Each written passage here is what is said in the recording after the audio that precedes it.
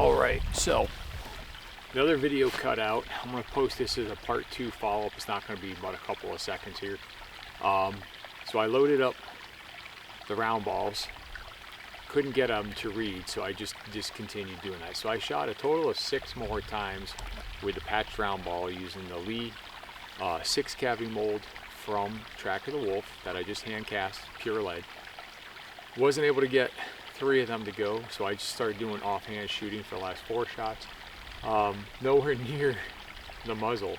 I was way over, standing offhand, and I got 3 of them actually registered of those 6 shots.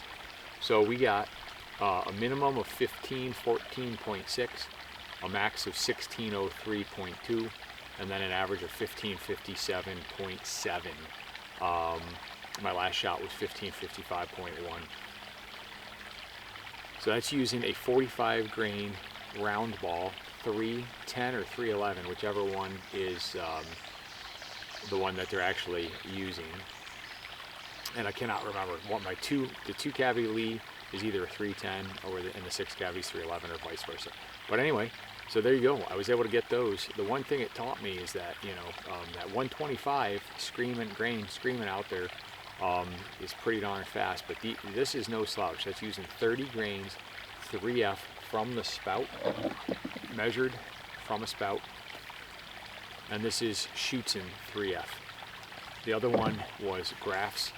I believe, I might be wrong, because I threw everything in, I wrote it down, and of course, like usual, I didn't bring it. So anyway, but yeah, so I did patch round ball, that's 15,000 sock choke with a hand cast, 45 grain, and we're at 35 yards, 4 off hands that are on target, okay, hand size for me. Again, I tend to, even with follow through, I got 1 dead center, and then I tended to pull the other 3 to the right, 2 stacked on top to the right.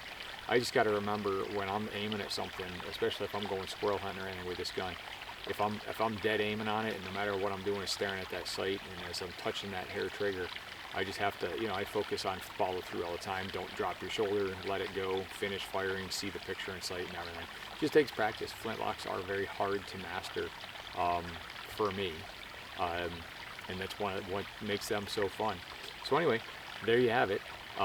30 minutes is the max on the other videos. I was able to get all those on for you, and then this is just the follow-up. So shooting that, it is no slouch. It is zinging out there at, you know, 1,600 feet a second with 30 grains of powder, and that's out of the Pedersoli. So go ahead if you want, you can compare back to those notes to the other video shooting the 32 when I was shooting it with Kaido's loads, and then out of the shorter barrel. So that's some great data for us, and I was surprised it actually picked it up offhand because I was way out of the range.